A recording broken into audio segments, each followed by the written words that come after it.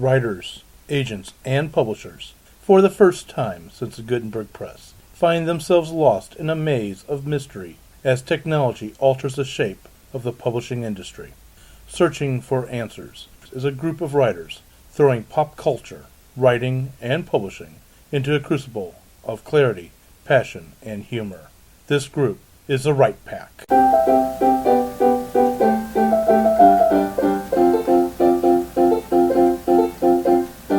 Welcome to Write Pack Radio. This is David Allen Lucas, your host for tonight. I am a writer of mystery, horror, science fiction, and poetry. Hello, I'm Kathleen Kayembe. I write under the pen name Kaseka Invita, GLBT Romance. And Kathleen is the co-host and moderator. Hi. I'm Jennifer Stolzer, illustrator, YA fantasy author, and jack of all trades.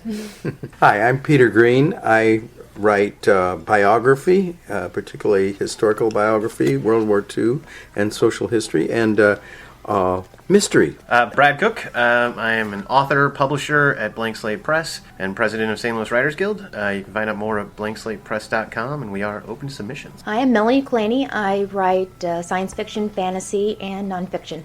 Okay. Tonight is an interesting topic. Tonight, if the listener has been watching the various blogs, there is basically a civil war occurring inside the writing industry. It's a civil war between traditional publishing and the self-published world. A little bit of history about writing that comes into light with this. In ancient days, writers were paid to come and perform their works with what we would today call the one-percenters. They sometimes had to pay for their own work to be written because it was transcribed by many scribes, and sometimes they had supporters who would pay for it. This continued on through the medieval times up until about the time of the Gutenberg Press, at which time the books left those lands of what we call the one-percenters and finally started showing up in the hands of those who are your common everyday person. About that time, newspapers, magazines, and book publishing became what we know as traditional publishing, and we would know that as such all the way up till today. In the 1920s, give or take, all the way up through roughly the 70s or 80s, we had paperback books that were looked down upon. If you want to be considered to be a true published author, you were in hardbacks only, or you sold the hardback, and maybe the paperback might come out. This was a time of the wood press, or was known as a wood pulp. Many of your favorite authors nowadays came out of that. Some of them have passed away, but let me throw out some famous ones. Take, for example, Earl Stanley Gardner, who wrote Perry Mason and had the world's record for the most number of books published in the most languages. And you had others as well. And mostly this was mystery and horror, science fiction as well. Isaac Asimov was in there. And now, with the advent starting in the 80s and especially taking off in the 2000s, we have the electronic publishing. And that has become the new Gutenberg Press. Brad. Well, what David's kind of referring to in terms of what's going on now, and you can call it a war if you want, for a lively discussion. But essentially what's been going on is that for several years there's been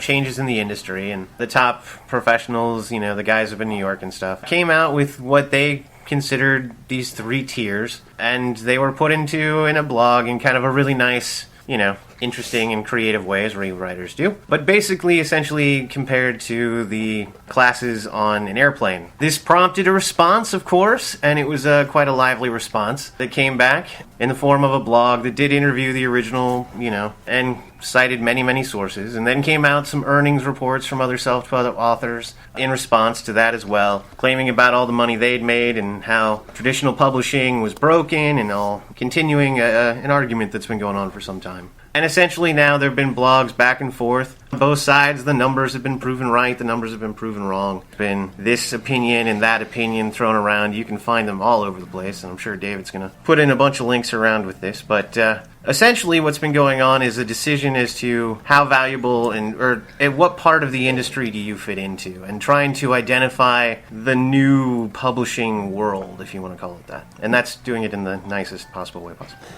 Agreed. And I'm one of those writers that looks to both sides of that house for publishing purposes. Well, I think, I think in this modern day, we're going to see a lot more. I mean, they call it the hybrid author now, and that's one of the things that's being discussed, but I don't think anyone can reject any one media.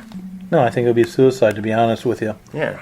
And I think in the way I'm looking at the self-pubs and even the micro-pubs, is your new pulp fiction file. Now, it doesn't always have to be fiction, but that's your pulp genre nowadays. Well, the ebook really is the new paperback. That's so weird to say, but it is true. Your analogy before about the hardback coming out and then would come out the paperback. I mean, that was the publishing model for a very long time, and now the model is we release the book and then you release an ebook, and they sit kind of with each other. So I was kind of thinking of ebooks as books you don't. Well, you might want to reread them, but you don't care about keeping them. Ebooks are what you get when you don't care about them signed. You don't want to pass them on to anybody else because, frankly, you're not allowed to at this point, which is a problem with them. But if you're just They're going to, working on it. yeah, if you're just going to buy it, read it, and then frankly, if I just want to buy it and not keep it, or read it, not keep it, I go to the library. But Yeah. Well, on the subject of ebooks and along that vein, I was wondering what the difference, I guess, between big publishing, like traditional publishing, versus the smaller presses. Because in queer romance, a lot of the fiction that's being published is published as an ebook, first or only as an ebook. Right. And a lot of niche markets are like that. Yeah, it's where your readership is. And I can before- talk a little bit about that. And before I turn it over to Peter, because I do want to hear, you've got a unique situation with what you've been through in your writing industry. But what you said about that niche going straight to e-publishing on that's not unlike the old wood pulps, where a lot of times the authors just went straight to paperback and that was it, and it was only out for a very short time. Yeah. One of the highlights of recent blogs has been a blog by Joe Conrath, who's a very successful author of 40 books, and a lot of this has happened in the last 6 years. It's unbelievable. I met Joe in 2008, when he was just selling his first urban fantasy mysteries. This one I've got in my hand is called Dirty Martini, and it was put out by Hyperion Press, which has now been acquired by Hachette Book Group, which is one of the big five. Used to be the big six, but Penguin acquired Random House. And the other three are Simon & Schuster, Macmillan, and HarperCollins. Let me pause just a second. There was also another big one that was out for a while that got folded during the last recession, and Dorchester? Dorchester? Yeah. Yeah, I think you're right, yeah. Well, there used to be 6, and now they're 5. Yeah. And they work on the classic model of working only with agents. They really don't take anything over the transom. They have to be vetted by a literary agent, and have this wasteful publishing system where they overprint, they overdistribute, and then they end up taking back and destroying the ones that can't be sold. And they were very late coming into ebooks, and they're playing catch up. And the way Joe Conrath puts it, it's an issue of class war and revolution in the book industry, and he didn't coin that phrase. It was Donald Mass, the very prominent literary agent, who coined that phrase. And the question is, okay, you got class war, but who are the royals and who are the peasants? Now, Donald Mass thinks, well, the peasants are the writers. There's 3 classes of them. There's the freight class, access is easy to ebooks, to writing them and publishing them. Success is rare, but as Joe Conrath points out, it's always rare. It takes an unusual kind of initiative to really make something put over the top, and usually that's the author's initiative. There's coach class, it's decent literary fiction or well-crafted commercial fiction.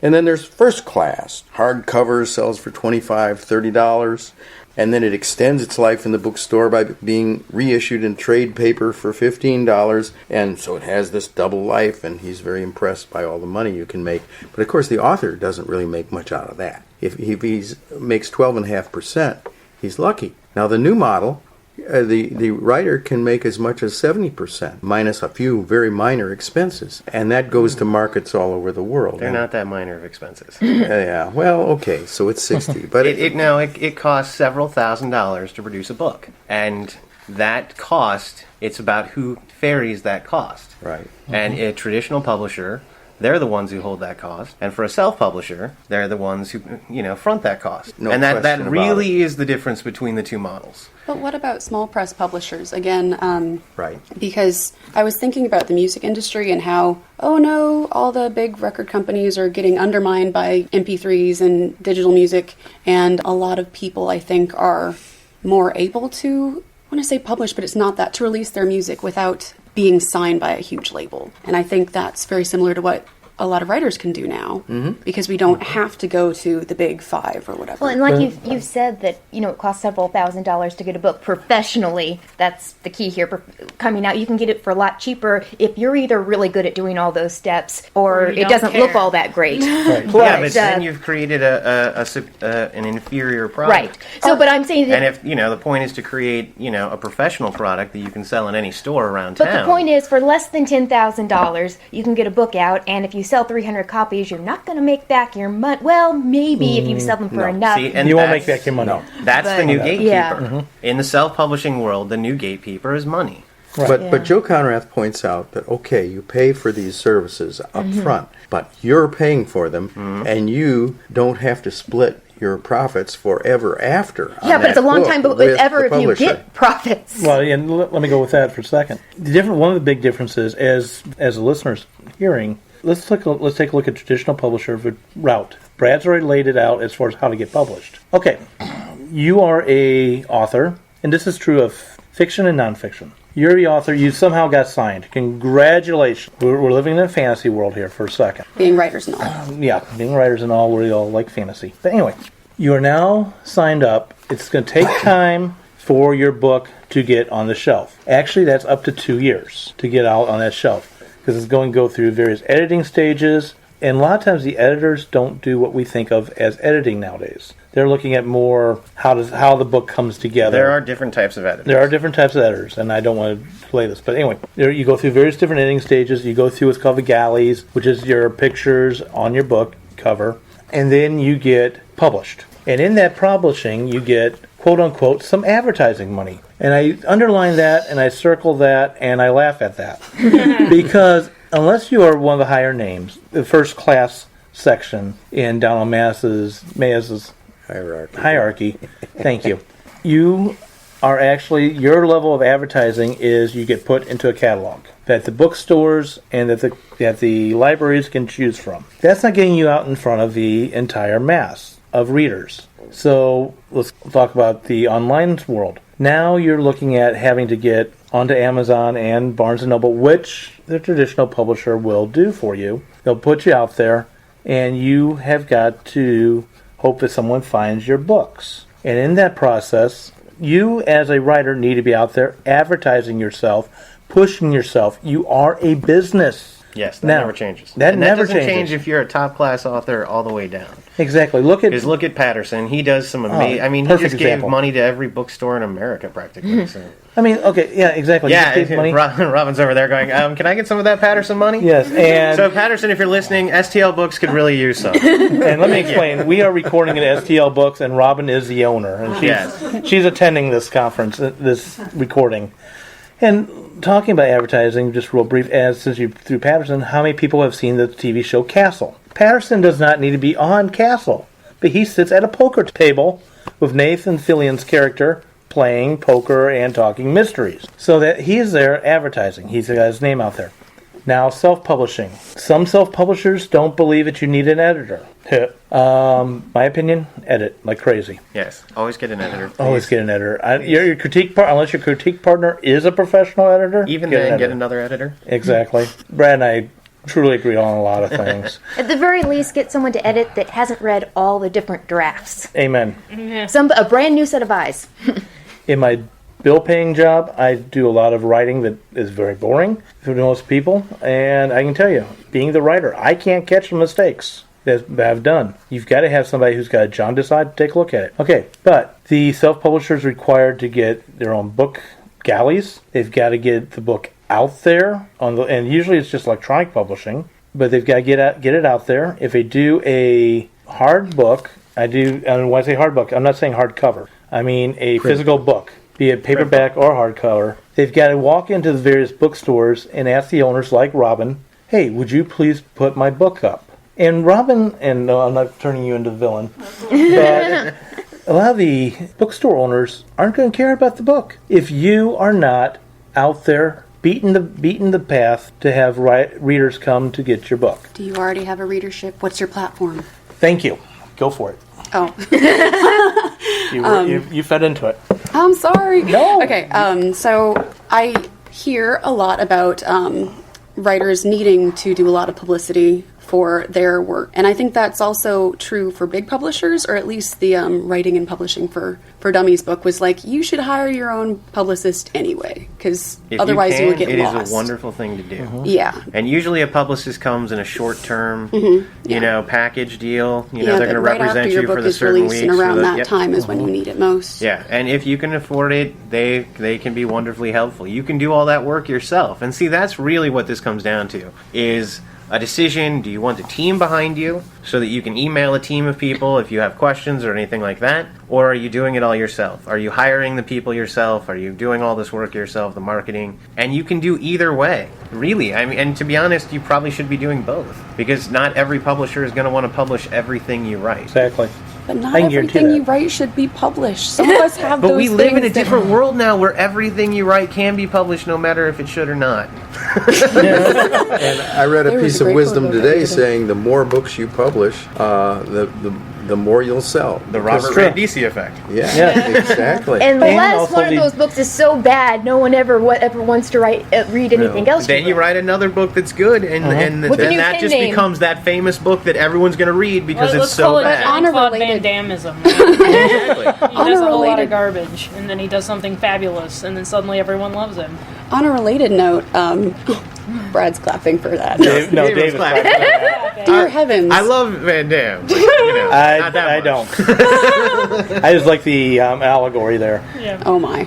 So sorry. Yeah, that's okay.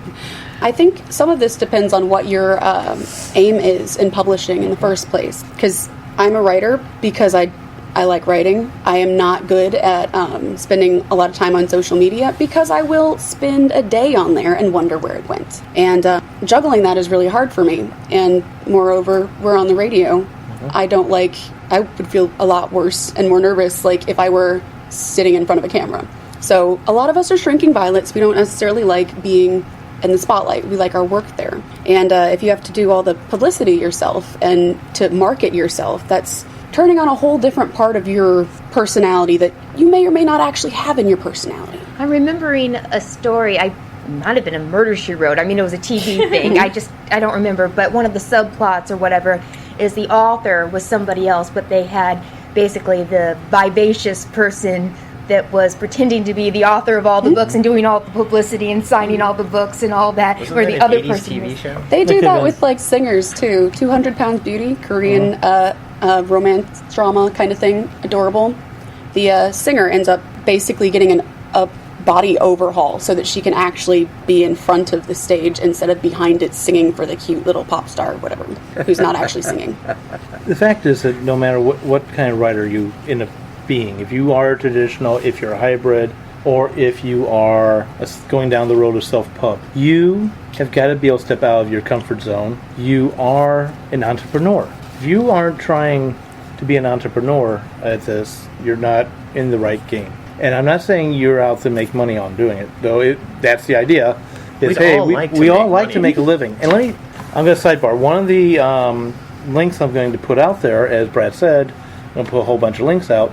One of the I believe he was self-published, don't hold that to me, but one of the people was on Amazon's top 10 selling list for several weeks on the row as number 6. And his whole family's going, oh, hey, you're on there for one more week and we can afford the big cars and all that. And he was embarrassed to tell his family, as I think we all are, about how much he was actually making. Now, as in that area of the top 6 or top 10 of any publishing list, or any selling list, you would think these people are making lots of money.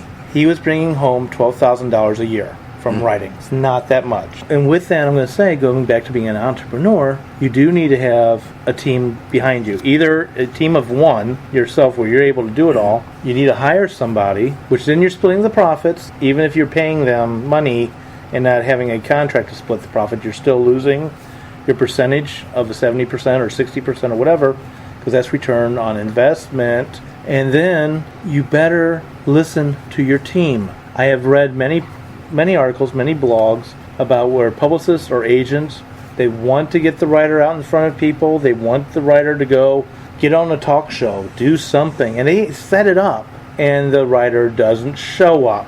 They became very difficult to work with, and you have to wonder why is your book not selling? Same thing with a book signing that you go to. If somebody's at Barnes and Noble and they're signing a book, or even at an independent bookstore, which, by the way, I love independent bookstores, but with the independent bookstores, if you're sitting there and you're knitting, or you're sitting there and you're just looking around and you're not trying to push your book, not being annoying with it, but you're not trying to push your book, then you have to blame only one person for your book not selling. That's right. And, I think the trend nowadays has definitely been in the direction of quality. Brad, you mentioned it has to be good quality in order to attract serious attention. So I think the independent authors are getting much smarter than perhaps the first crop was 10, 20 years ago.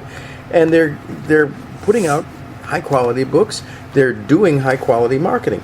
And I mentioned Donald Mass's view of the thing, and he took apart a recent blog by Donald Mass, Joe Conrath did, point by point. He calls it Fisking, named after some professor named Robert Fisk.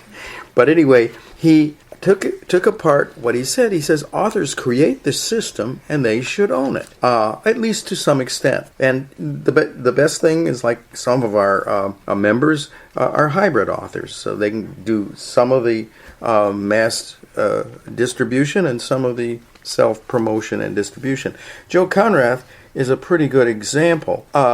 He's a pretty good urban fantasy writer, but that's not the point. In the past 5 years, his hard work at promotion and self-publishing has turned him from just another member of the author herd, as Donald Mass calls them, to an entrepreneur who earned 8 times the revenue from his ebooks as he did, and not print books, as he did when he was a captive of Hyperion Press. And he is a millionaire besides. He says his income tax is now way larger than his original revenues from all his previous traditionally published books. One thing, and I don't want to sound like everybody's being up on Donald out there. I actually listened to Donald Mass at a Pacific Northwest writing conference where he was a keynote speaker. And he was talking in front of us and various editors and agents, and I'm trying to remember if Penguin was there and so forth, but the high levels were there. And he was talking about how agents need a change in this growing industry, in this changing industry. Donald does know his industry. He's one of the top agents. He does know what he's talking about, and I don't disagree with some of the things he's saying. It's just you have to realize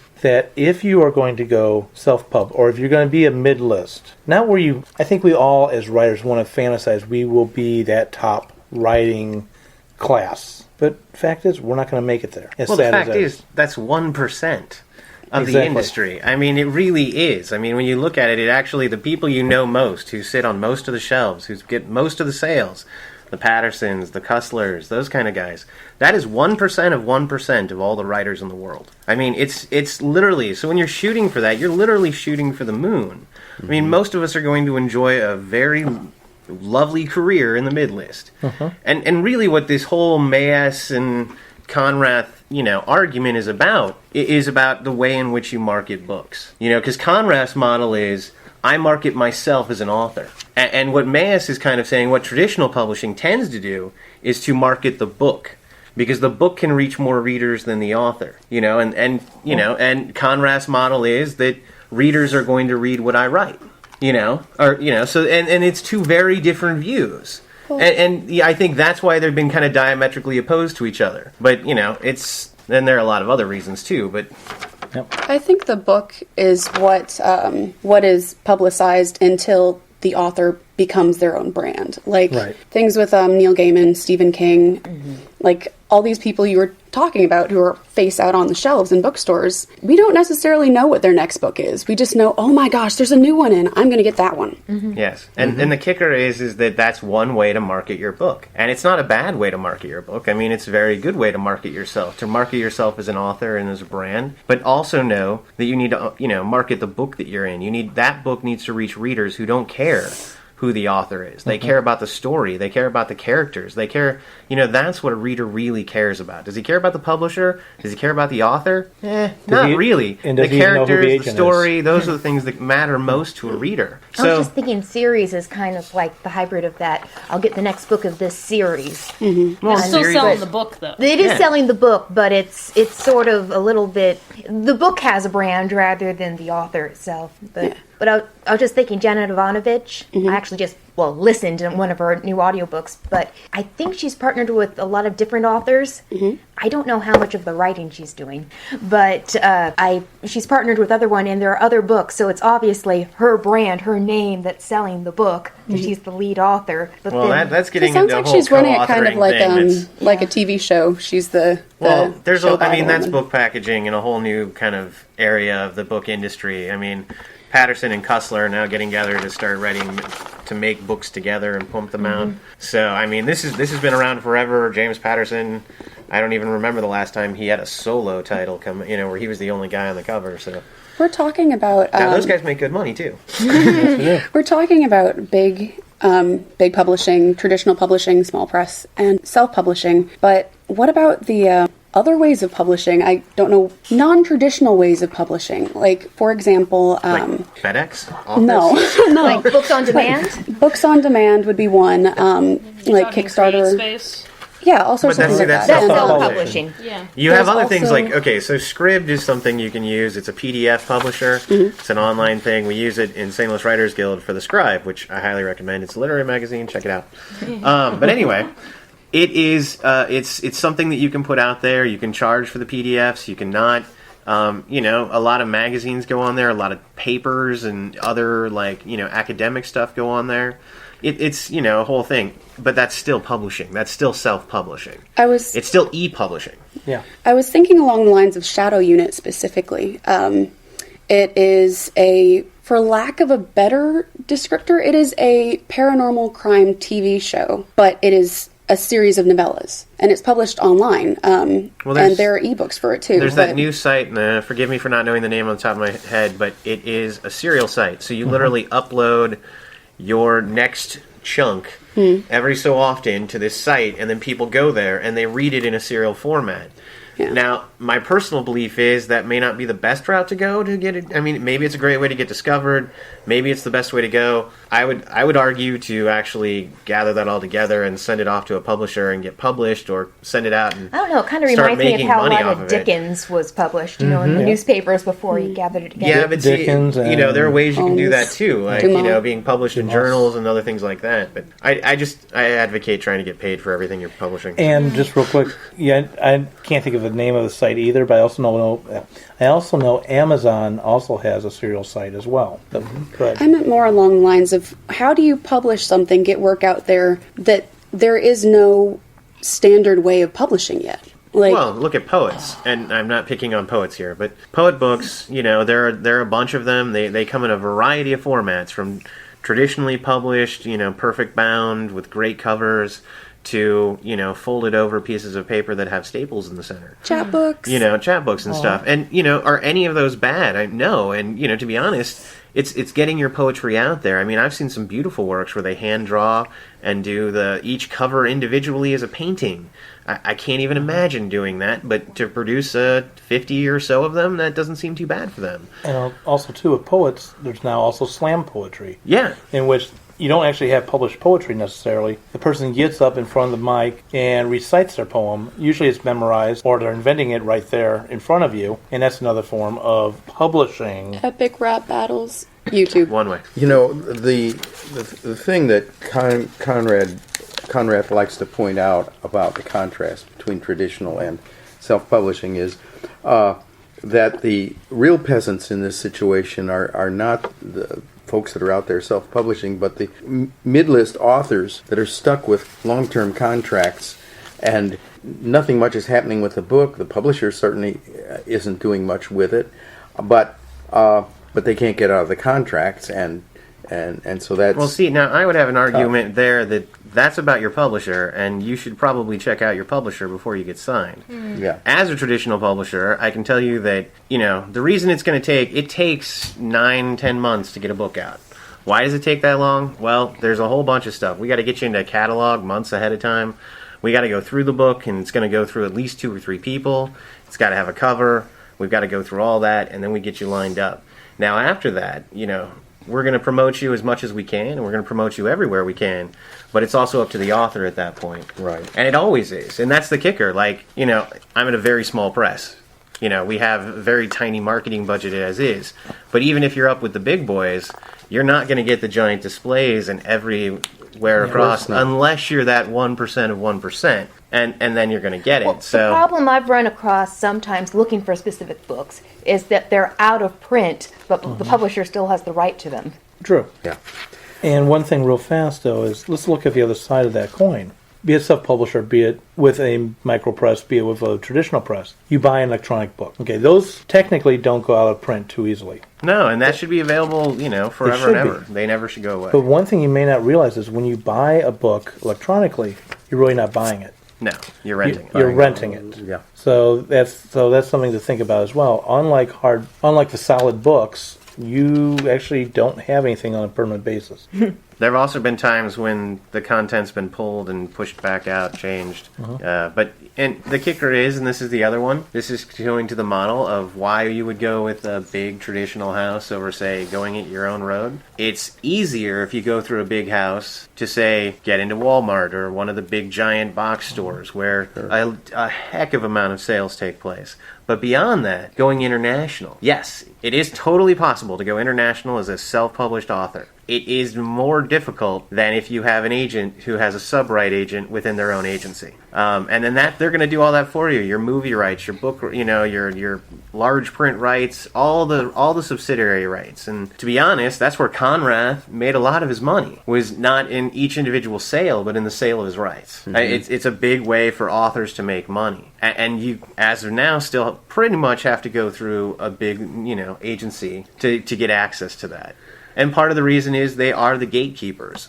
I mean, even Donald said it in his blog that did he want to be a gatekeeper? Maybe not, but that's where he sits. Yeah, well, and yours is a good small press. I've read a couple of books, and they're excellent quality and very good. My current reason for going independent, and I just put a book up on Amazon today. Hey, there you go. Thank you.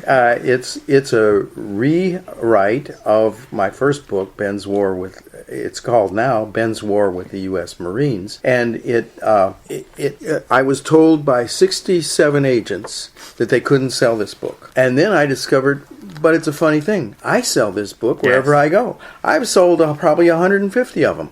I meet veterans. I meet people who are interested in this stuff, or have military families, or want the social history of the 1940s, and they got it there, and they're fascinated with this stuff. Even young people today.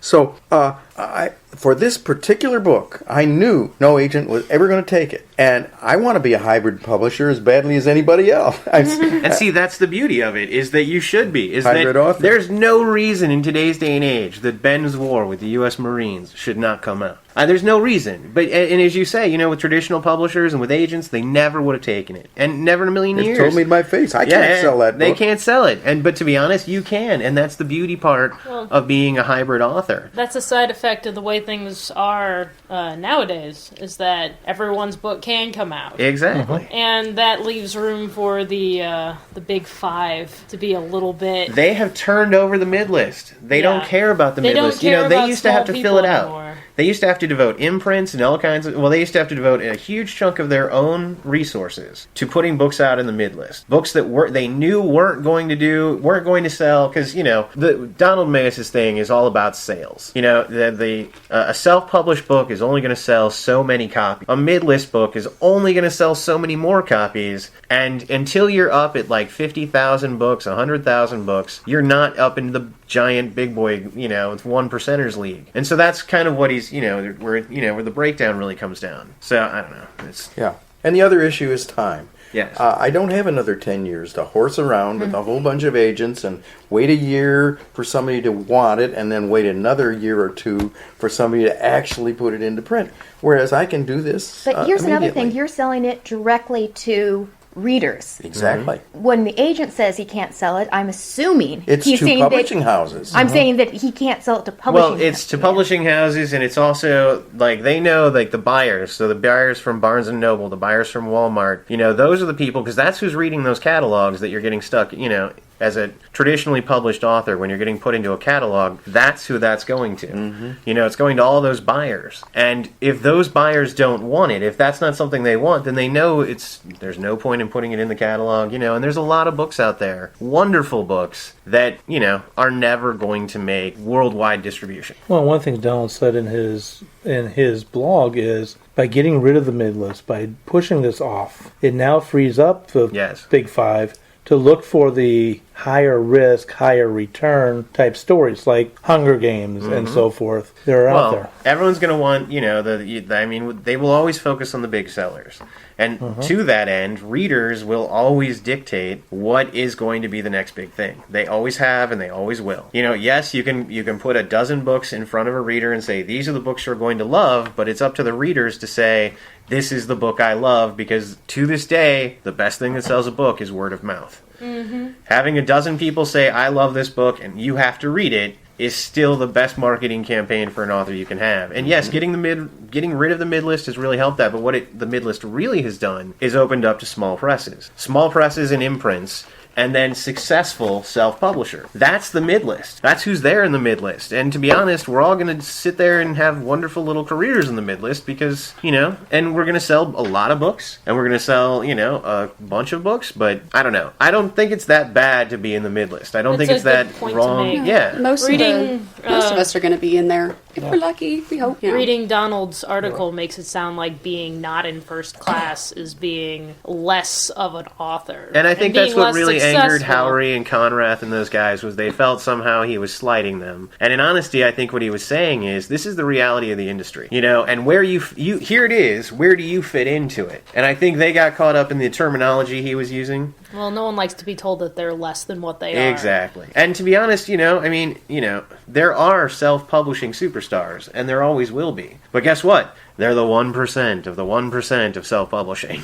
Right. So, on that note, though, how do you think the publishing industry has affected what is and isn't successful as a book? Quote-unquote successful. Because there are books that have gone out of print that through word of mouth people have wanted back in print because it was amazing, but the book wasn't successful according to the big publishers in terms of numbers and sales. Well, see, and that's what the big publishers really care about, is numbers and sales. And Yes. more numbers. They care more about how many units did we sell, and how many units did you sell, because that's an indicator to them of how many units you're going to sell in your next book, and that's an indicator of how much money they need to spend on you. But Think of that's it not like a cult classic, because, for instance, cult classic TV shows, they might be great shows, and they might, quality-wise, be better than the most popular reality TV or whatever, but somehow if they're not getting the numbers, they might be what everyone's reading in 50 years and 100 years. But for instance, Firefly. yeah. Family Guy. Well, no, okay, Actually, take it away from Family TV, because Guy TV is doesn't not- work, because no, TV has I a thought total they way took of it bringing off it back. of- But for It's books, Futurama. Futurama, sorry. for books, when you're talking about books people are going to be reading in 100 years, it's generally the most successful books of the day. Those are the books that are going to make it and continue, and now not always, but a lot of times. So in 100 years, people are probably going to be reading Hunger 50 Shades Games. of Grey. Let's hope not. I don't know of anyone that's read a Radcliffe novel.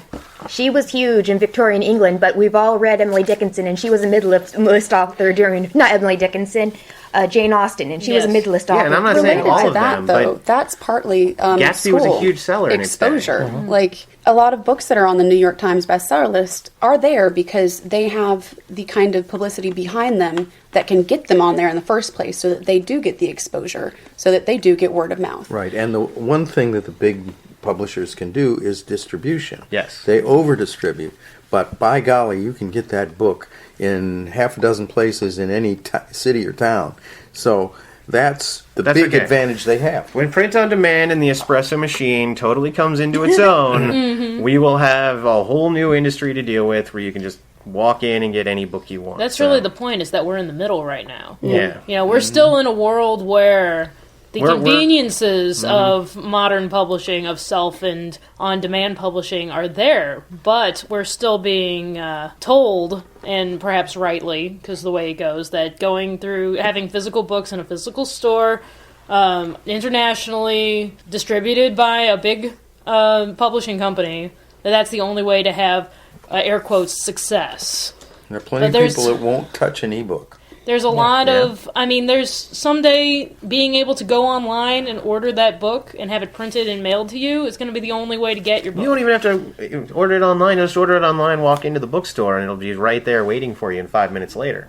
I mean, that's the beauty part of the future. I mean, if there's one thing you can guarantee about this industry, in 5 years, everything will be different. Right.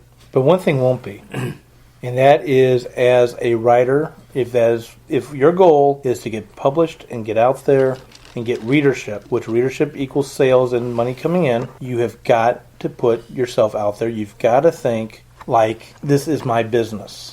You have to think like an entrepreneur. You can't just sit back and, oh, I've got a book and now I'm going to sit it out there and everybody's going to find it somehow and they're going to read it. We've all have run into those writers, and we know how that happens, and we know that's a path to failure. You have to have, as Kathleen was talking about earlier, a platform. You've got to have something to be able to push that book out. Well, it doesn't have to be yourself, though.